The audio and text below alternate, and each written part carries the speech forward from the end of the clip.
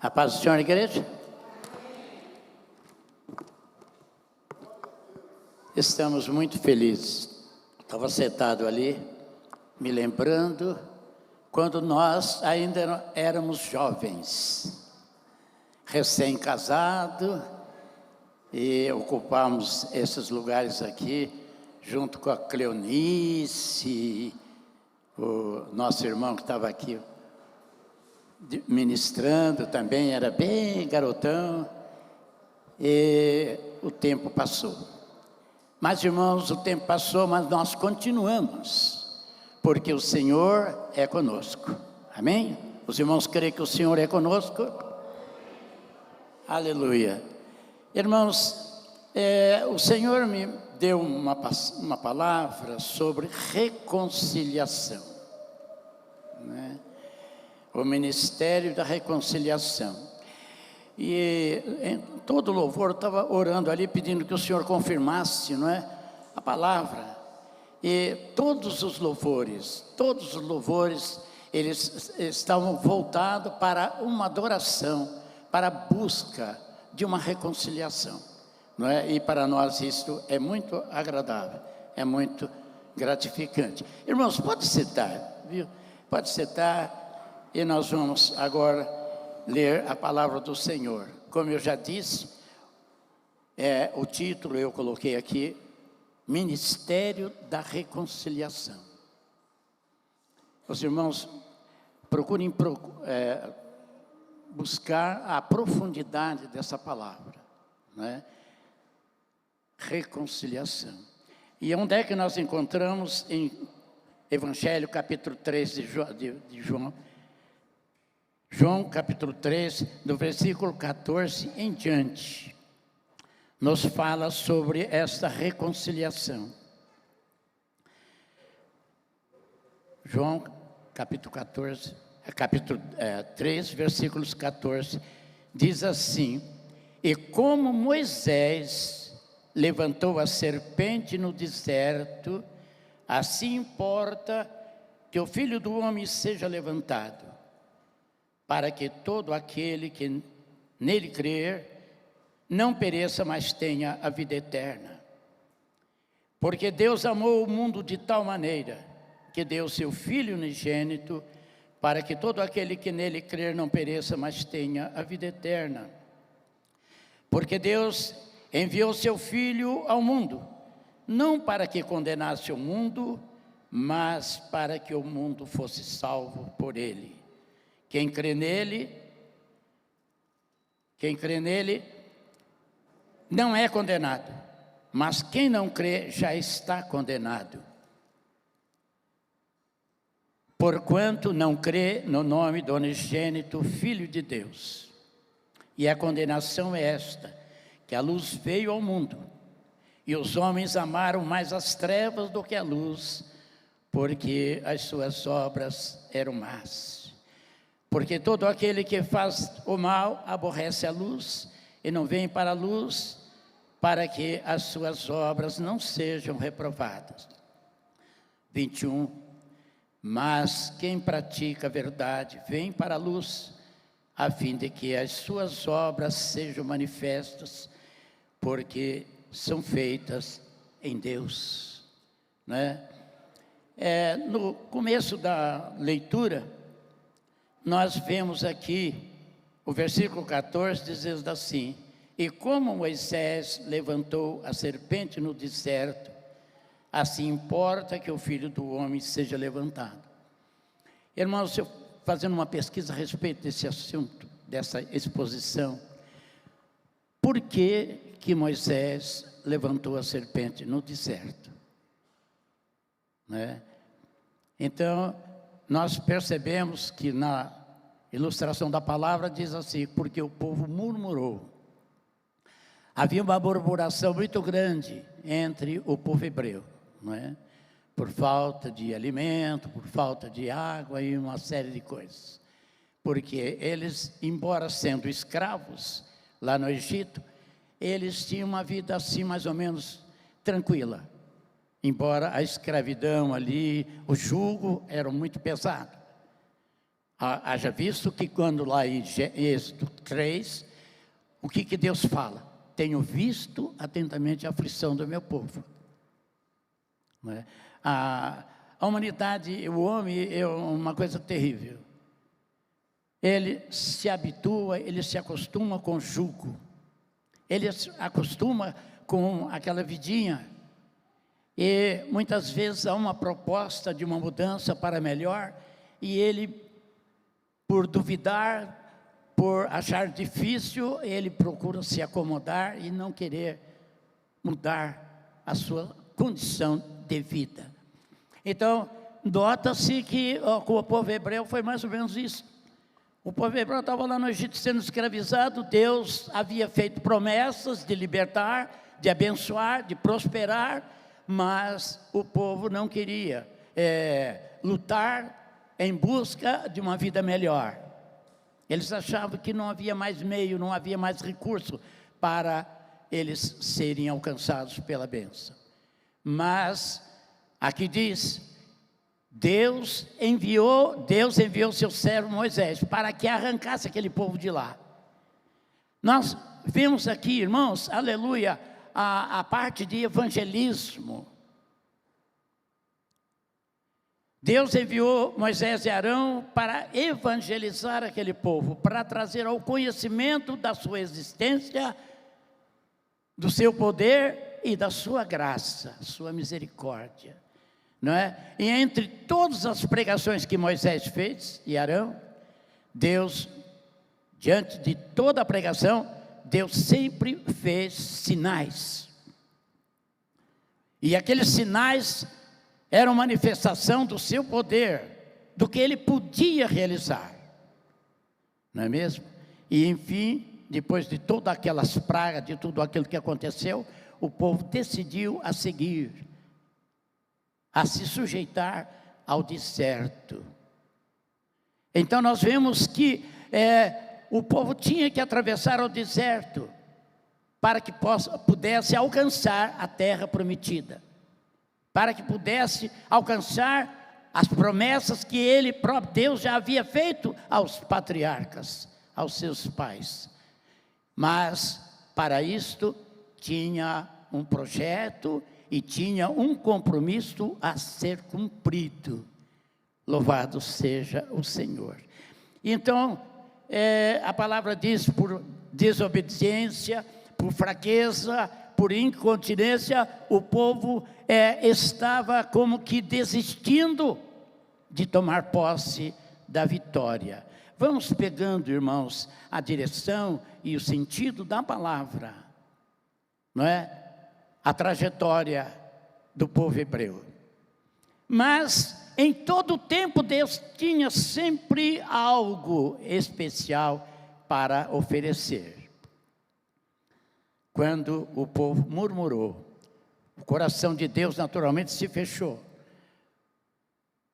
porque Deus tinha um propósito e Deus queria que o seu povo fosse altruísta, para que pudesse alcançar a bênção. Então, mas eles, por motivo de fraqueza, eles começaram a recusar, a prosseguir, e começaram a murmurar. E Deus, desgostoso, Deus de forma nenhuma poderia aceitar aquela murmuração, porque aquilo representava falta de fé, falta de esperança. Não obstante uma trajetória, já que muitos milagres, Mar Vermelho e tantas coisas que haviam acontecido, então era a história deles da saída do Egito. Até aquela época eles já tinham muita coisa a testificar e a confirmar que Deus é real, que Deus era naturalmente real nas suas vidas, e de forma nenhuma eles poderiam levantar-se para murmurar.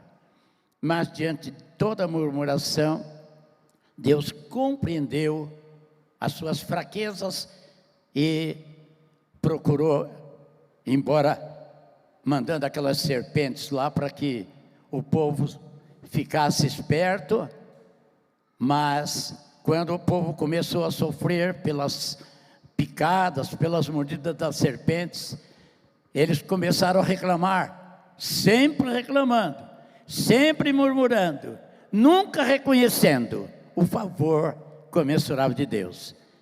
Sempre eles tinham um pretexto para se queixar. Mas agora Deus manda que Moisés faça uma serpente, para que ali, todo aquele que olhasse para aquela serpente, eles fossem curados das feridas das serpentes. E aqui, na continuidade da palavra, no versículos 15, fala, assim como foi levantada aquela serpente, para que todo aquele que nele crer não pereça, mas tenha vida eterna. O versículo 15 está falando sobre o levantar não mais de uma serpente, mas do Filho de Deus, o Salvador, aquele que haveria de reconciliar, aquele que haveria de tirar, como Moisés tirou o povo hebreu da terra da escravidão para uma terra próspera e farta. Assim também Deus está anunciando o nascimento de seu Filho. Então, repetindo, para que todo... E como Moisés levantou a serpente no deserto, assim importa que o Filho do Homem seja levantado. Não é? O complemento, a parte B do versículo 14, fala do Filho do Homem. Quem é o Filho do Homem? Jesus, não é? A porta. O nosso Moisés do século 20, muito mais que Moisés, lógico, ele é o Filho de Deus. Então, seja levantado, para que todo aquele que nele crer não pereça, mas tenha a vida eterna. Então, essa é a saída. A nossa saída do Egito espiritual, do mundo, não é? A grande oferta, a oferta da libertação. O povo já havia saído, viu, irmãos? O povo já havia aceito. Eles agora já estavam no caminho. E já não estavam muito perto, estavam bem longe. Já havia atravessado o mar, já havia muitas coisas haviam acontecido. Agora nós voltamos para nós, para o povo de Deus, e vemos a nossa trajetória. Ainda não chegamos. Pretendemos chegar. Agora a pergunta, será que vamos chegar? Será que nós vamos chegar? Nós temos uma promessa. Agora, para que possamos chegar, é preciso não murmurar. É preciso reconhecer. É preciso aceitar o deserto. Que deserto é esse? Nós estamos saindo de uma pandemia terrível aí, não é? De mortandade. Quando eu entrei ali, o pastor reunido, eu não vi ninguém sem máscara. Eu falei, opa, a minha está aqui. Mas graças a Deus que já está liberado. E agora nós já podemos olhar diretamente para a face dos irmãos e vê-los, cada um na sua afeição, na sua maneira, enfim, porque já, como diz a própria palavra, vemos face a face um dos outros, não é? Mas, irmãos, nós estamos na trajetória. É tanta calamidade, é guerras, rumores de guerras, desavença nas famílias, destruição, enfermidades, mortes, tristezas, angústia, desemprego, carência de muita coisa, muitas vezes nos nossos lares. O povo hebreu estava se queixando por falta de água e pão. Quantas famílias desempregadas, quantas pessoas passando necessidade por falta do vil metal, não é? Mas, irmãos, o povo estava blasfemando, porque não estava aceitando aquele momento, aquela prova que eles haveriam de passar. E ainda tinha muitas pela frente, guerras e tantas coisas mais. E nós? Então, foi Ministério da Reconciliação. Este é o título. Ministério da Reconciliação.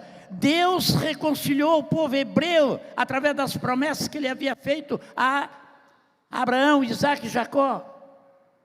Permitiu a entrada deles no Egito, para que tudo aquilo se acontecesse e eles multiplicassem e fossem prósperos e pudesse crescer de uma forma a ser numerado e contado como nação hebreia.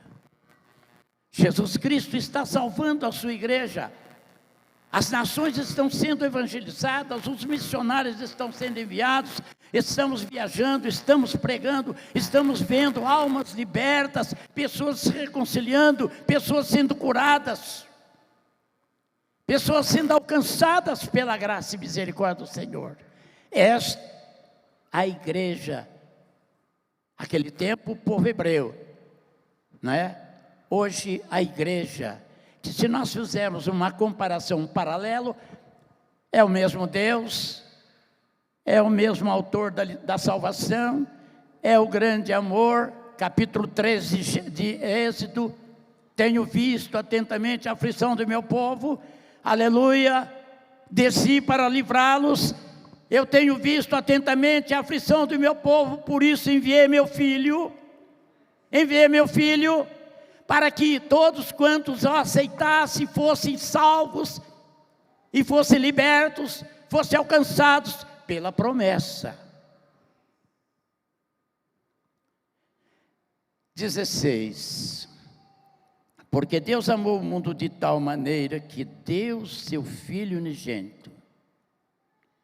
Quando nós lemos essa passagem, nós olhamos para a Páscoa, que acabamos de passar pela Páscoa. Ouvimos muitas e muitas mensagens, naturalmente aqui também, não é, sobre a Páscoa, o significado da Páscoa, o que representa a Páscoa. Lá no capítulo 12 de Êxodo, nós vemos Moisés sacrificando o cordeiro, passando sangue sobre a verga da porta, para que quando o anjo da morte passasse, ele visse o sangue, ele não ferisse a família. Aleluia, glórias. Nós aqui podemos ver na verga da porta, não da nossa casa, mas do nosso coração, do nosso subconsciente, do nosso intelecto, do nosso conhecimento, do nosso julgamento, do nosso amor. Ouvimos esses hinos tão extraordinários, falando sobre a reconciliação e o amor. Eu pensei, Senhor, Tu está confirmando a palavra, através da mensagem, das letras desses hinos. Então, irmãos, aleluia, assim como lá em Êxodo capítulo 12, hoje nós vemos também o sangue do Cordeiro. A palavra diz que o sangue de Jesus Cristo, seu Filho, nos purifica de todo pecado. O sangue de Jesus Cristo, seu Filho, nos traz de volta. O sangue de Jesus Cristo me perdoa os meus pecados. O sangue de Jesus Cristo me reedifica a fé, para que eu possa caminhar livremente, alcançar a promessa que está de pé, nos aguardando até a chegada. Até a chegada.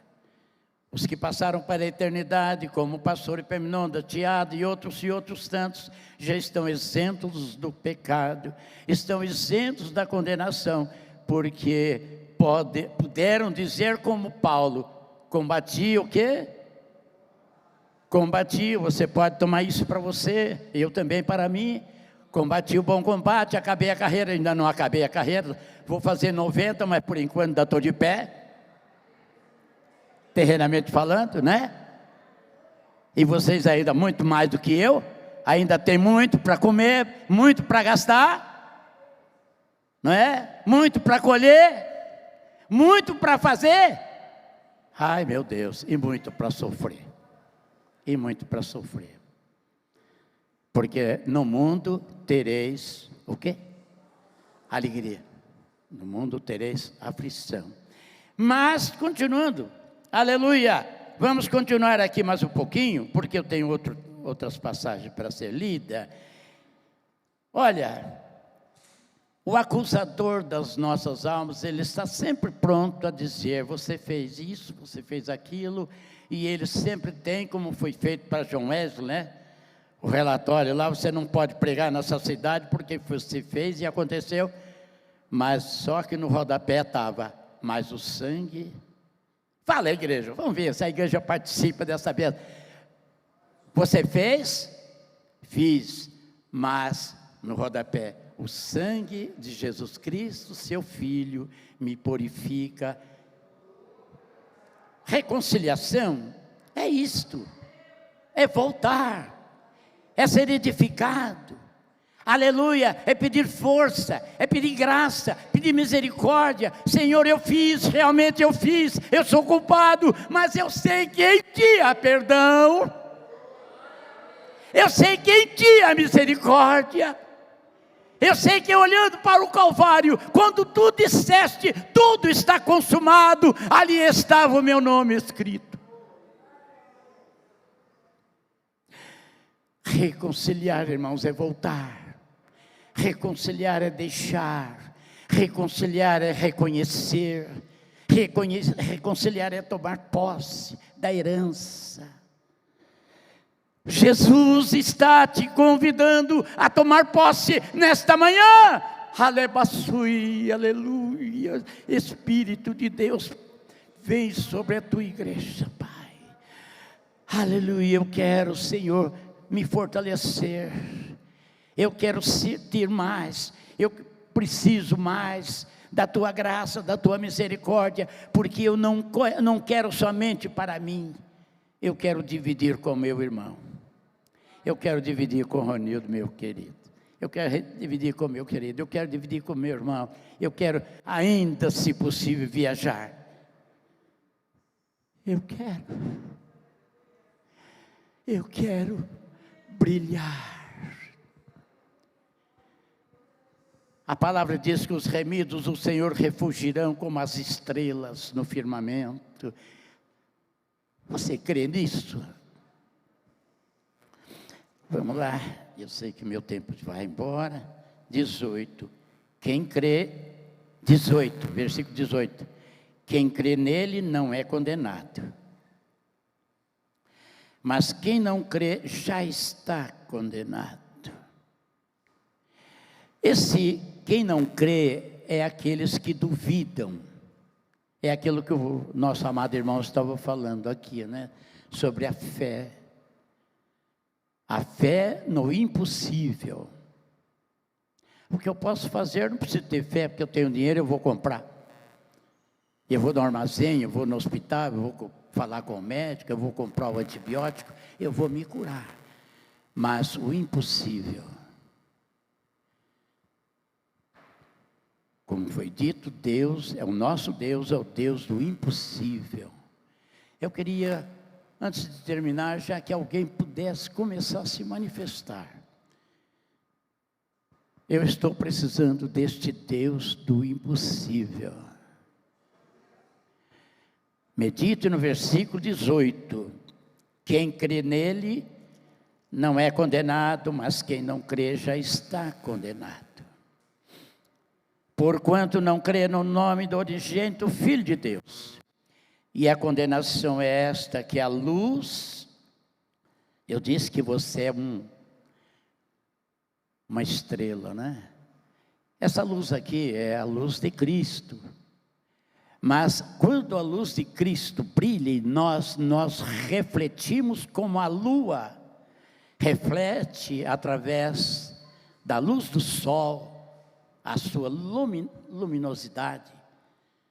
Assim, Cristo, o sol da nossa esperança, brilha em mim, e eu posso brilhar, o meu semblante se torna alegre, sorridente, porque eu estou feliz, porque eu sei quem tenho crido, eu sei que meu Deus é poderoso.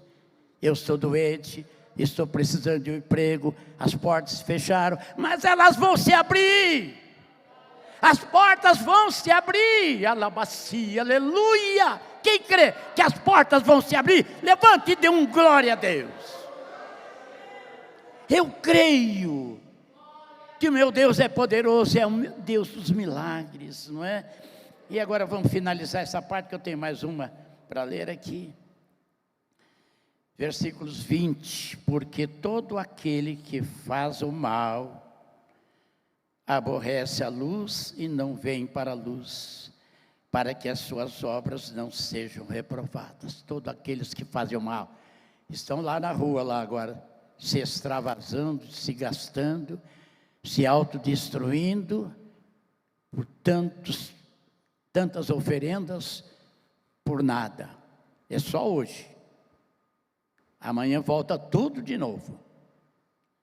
O desemprego, a falta de dinheiro, às vezes chegou até a tomar dinheiro emprestado para ir lá, né? Agora vai ter que pagar, como? Esse é o salário do pecado, o salário da dúvida, o salário da incontinência, o salário da multiplicação, da murmuração, que Deus não se compraz, Deus não tem prazer. Versículo 21, para encerrar essa parte, diz: mas quem pratica a verdade, vem para a luz, a fim de que as suas obras sejam manifestas. Não tenha vergonha de dar glória a Deus, não, viu? Não tenha vergonha de dizer que você é crente, lá na empresa onde você trabalha. Não, olha, eu não sei, o Espírito Santo está mandando, eu vou falar. Não compartilhe com rodinhas de escarnecedor. Cuidado com as promessas. Abstenha-se do pecado.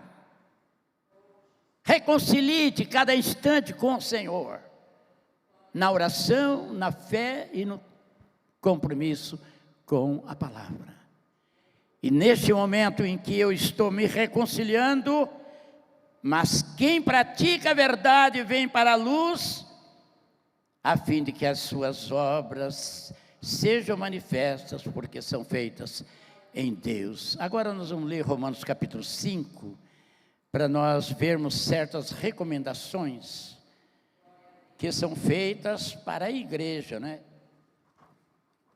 Para aqueles que realmente se sujeitam à palavra do Senhor. Aqui diz capítulo 5, do versículo 1 em diante, eu vou ler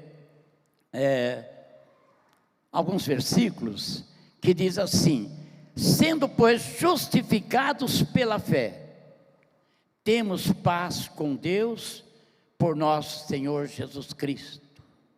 Vou ler de novo. Sendo, pois, justificados pela fé, temos paz com Deus por nosso Senhor Jesus Cristo, pelo qual também temos entrada, pela fé, a essa graça, na qual estamos firmes, e nos gloriamos na esperança da glória de Deus. Vamos ler de novo. Eu estou justificado. Você pode pôr a mão no teu peito, eu sobre o teu coração, e dizer: eu estou justificado. Portanto, agora, lá no outro capítulo, diz que, portanto, agora, nenhuma condenação há. Porque o sangue dele está sobre a verga da minha porta. E eu, pela fé, aceitei esse sangue. E por isso fui perdoado, fui isento, fui curado, fui salvo e liberto deste mundo vil em que vivo. Quando Jesus diz: estão no mundo, na oração do capítulo 17 de João, ele diz: estão no mundo, mas não são do mundo, assim como eu não sou do mundo. Não peço que os tires do mundo, mas que os livre do mal. Quando livra do mal, irmãos, a enfermidade, Jesus está te curando agora aí. Jesus está te libertando agora aí. Jesus está desvencilhando negócios enrolados, problema financeiro, coisas que só te perturbam e tira a paz e a esperança de uma vida melhor. Ele é fiel, Ele é fiel. Toma posse. Toma posse. Vou ler de novo. Eu creio. A igreja pode dizer em voz alta: eu creio Fala, irmãos, eu creio. Se não crer, não precisa dizer. Mas se você toma posse, se você é realmente, e o teu nome está escrito, você pode dizer com convicção, em interesse de alma, eu creio, Senhor.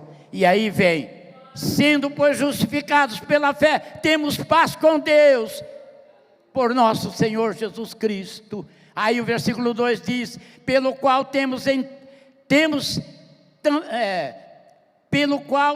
temos entrada pela fé a esta graça. Vocês já perceberam a palavra graça, favor imerecido? Eu não merecia estar aqui, Senhor. Tu, entre milhares e milhões e milhões e milhões, tu apontaste para mim e disseste, é você, filha. Mas o que o Senhor viu em mim? O que o Senhor viu em mim? Não, minha filha, você foi escolhida, você ganhou lá, o número é seu. Não é aquilo que vocês pensaram agora. Viu? O número é seu. Você deixou tudo e veio aqui. Você está alegre, feliz, teu semblante está voltado aqui para o altar, porque você sabe que Ele é fiel, que Ele é real, não é? Então vamos lá, rapidinho. Temos entrada pela graça, estamos firmes, e nos gloriamos. Você sabe o que é gloriar? É tanta coisa linda, né? É festa. Ronildo, eu vou dar uma festa, Ronildo.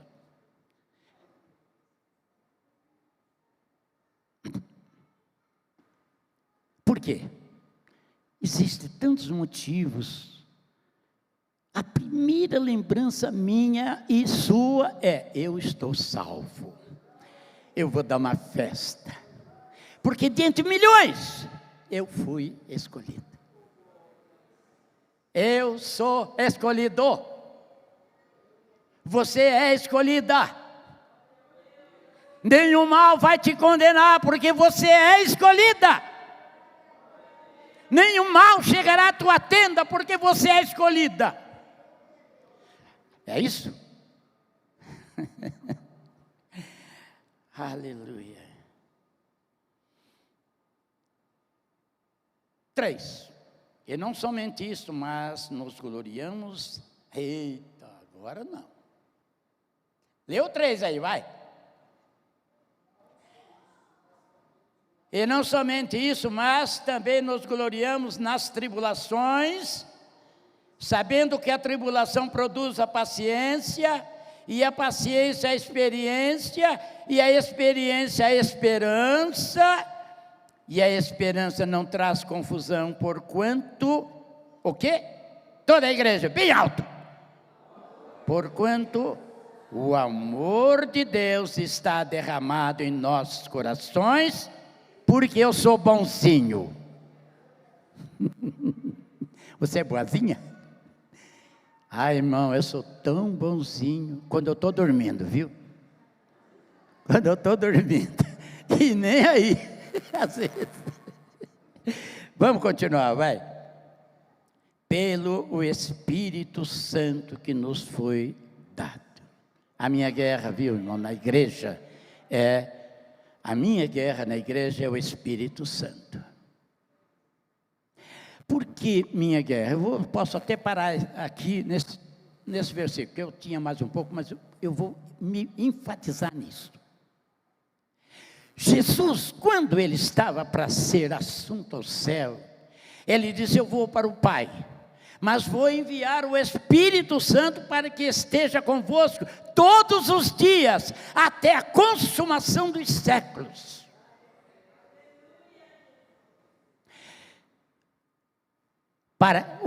Quando ele vier, também lá, ele vos convencerá do pecado, da justiça e do juízo. Quem? O Espírito Santo. E ele estará convosco todos os dias, até a igreja ser arrebatada. A igreja precisa buscar poder. A igreja precisa buscar unificação, revestimento, graça, misericórdia. E quem vai dar é o Espírito Santo através do sangue.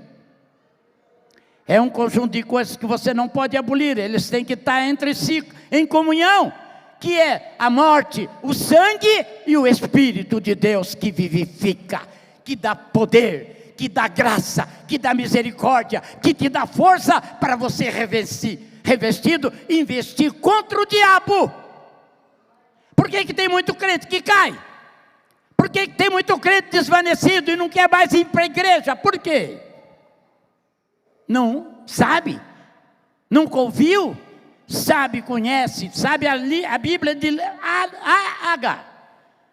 Mas quando tem que enfrentar as barreiras que o diabo levanta, não tem força, não tem graça, porque falta-lhes vigor. Mas Jesus está dizendo, quando ele vier, o Espírito Santo vier, ele vos guiará em toda a verdade, porque estará convosco, e vos dirá tudo que tem ouvido, e vos dirá a verdade. Então, irmãos, aleluia, eu estava falando do Espírito Santo. Eu estava no versículos 3. E a paciência, não, já li isso aqui também, o versículo 6. Porque Cristo, estando nós ainda fracos, morreu a seu tempo pelos ímpios. Porque apenas alguém morrerá por um justo, pois poderá ser que pelo bom alguém ouse morrer.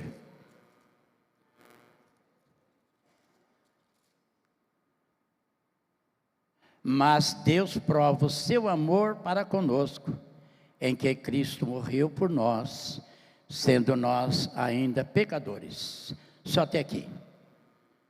Cristo morreu por mim, não obstante eu não merecendo, mas Ele quis assim. Aí nós vemos Coríntios capítulo 5,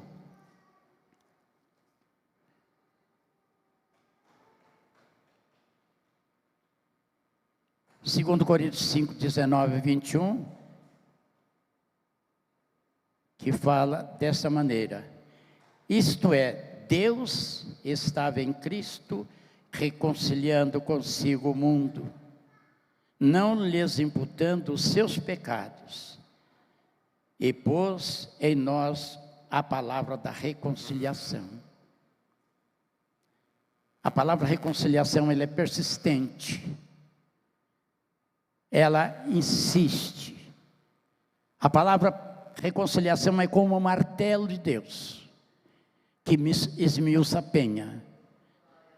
A penha é o pecado, é a dúvida, os embaraços. Quantas vezes o Espírito Santo já te convidou e já te chamou para você orar? Quantas vezes o Espírito Santo, olha minha serva, tira um tempo para mim, eu preciso falar com você.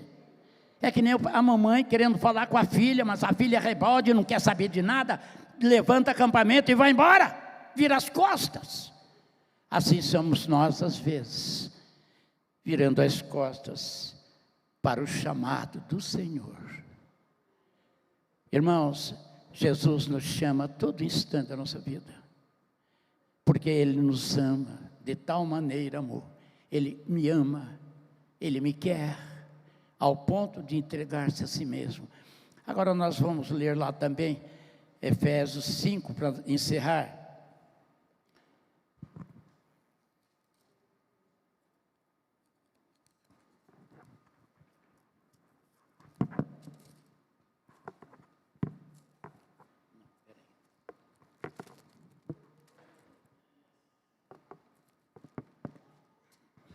Efésios 5, 20.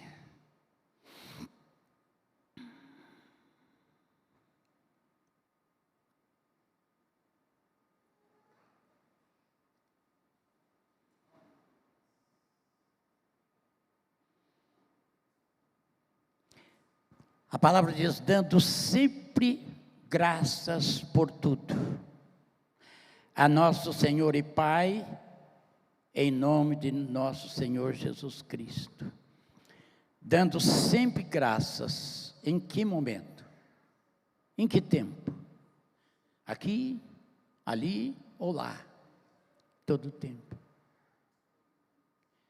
Dando graças porque, já falei, repetindo várias vezes a mesma coisa, mas enfatizando sempre, eu preciso ser grato a Deus pela sua grande salvação. Eu sei que toda a igreja vai falar o mesmo que eu estou falando. Eu quero ser grato a Deus. Eu quero ser grato a Deus pela minha salvação. Mas, irmãos, como nós poderemos ser gratos a Deus com um zipinho na boca? Eu oro de pensamento. Eu já vi isso, muita igreja falar isso. Não, pastor, eu não vou na igreja não, mas eu estou aqui em espírito. Você já pensou isso, irmão pastor? Eu não vou na igreja, mas estou aqui em espírito. Eu quero só ver. Jesus quer fruto. Capítulo 15 de João. Eu sou a videira e vós as varas. Toda vara em mim que dá fruto, permanece. Aquelas que não dá, corta-se e joga onde? No fogo, e ardem. Esse fogo que Jesus está se falando é a condenação eterna. Mas, graças a Deus, que nós estamos reconciliados, perdoados e salvos pelo sangue, né?